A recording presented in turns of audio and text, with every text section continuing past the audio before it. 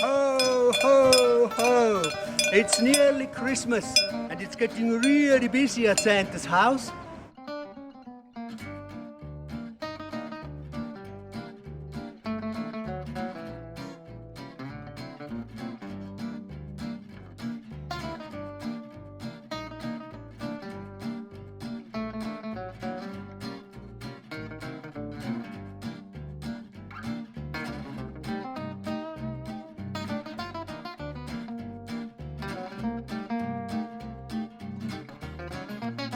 Okay, so the first thing we have to do is make a ferment.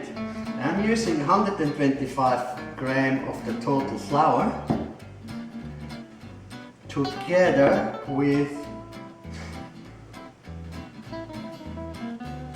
all the milk and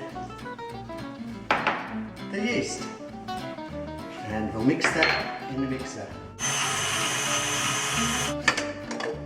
As you can see, this is quite soft and it doesn't need to be mixed all that much, just to combine it well. And we now have to stand this aside for about half an hour. It's always a good idea to wash the fruit first. And we can even leave it soaking for about 20 minutes, half an hour, so that the fruit will be nice and full. This has now doubled its size. It's ready to be used. We add the flour to the ferment and the eggs and egg yolks as well. The sugar, I put all the spices in the sugar first. By the way, you might have noticed the cloves are a little bit less than the others. Cloves very strong and you got to be careful not to use too much, but altogether it's 4 grams of spices mixed in here. And add the butter and about half a zest of a lemon. Just use the outermost part of the lemon where all the flavors and aromas are in. Don't go too deep because further down it gets bitter, it's not really nice. And well, this needs to mix for about 4 or 5 minutes. As you can see, the dough is now coming away from the sides of the bowl, so this is the time to take it out. Now if this is properly developed, it should stick to the table. Look, I don't need to use flour here. Not sticking anymore. Now commercially, we put the fruit in. It's been soaked, not for too long, because if you do it for too long, the fruit will get too soft and can break up. Commercially, we do that in a big machine, very slowly at the end when the dough is developed. I prefer to do it by hand here because in a small machine it's a bit difficult to mix it in.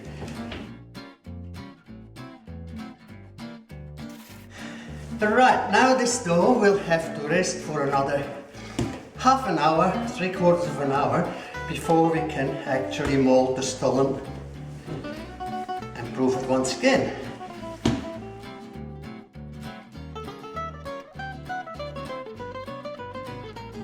Alright, well this dough has proved now nearly doubled its size, and I'm going to make 2 stollen out of that.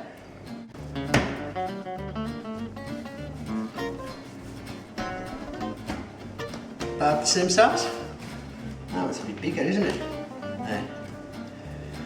And leave them for about a minute or so to relax and then do it again.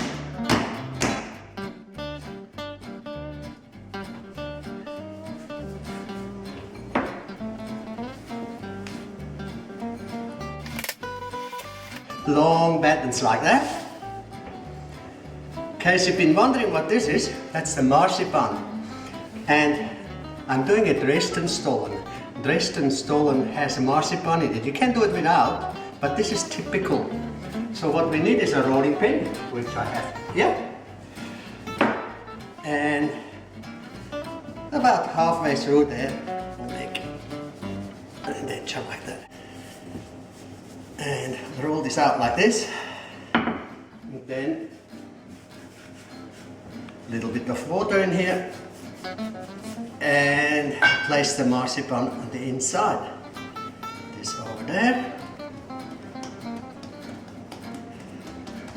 And again, with the rolling pin, just press down here. Make this in the very traditional shape for a stollen.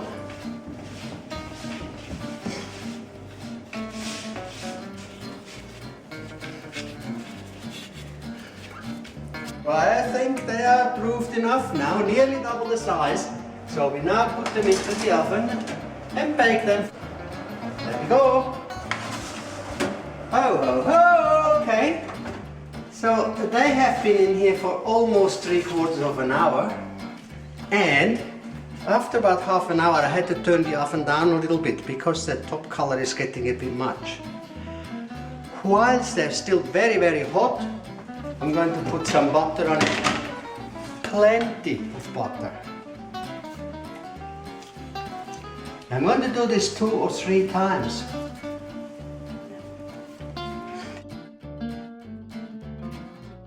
Because we're putting so much butter on it, that kind of preserves them.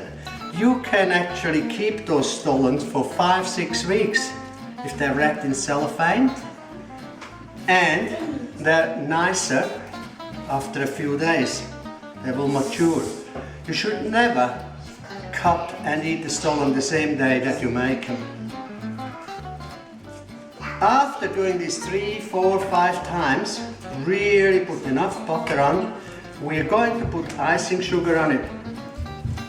And then, when they are cold, we're going to put more icing sugar on them again.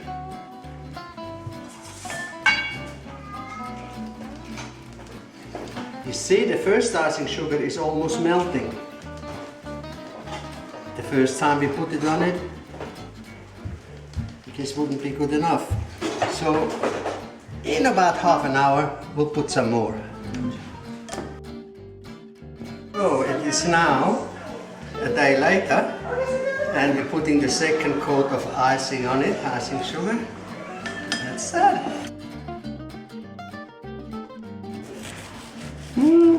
This is nice.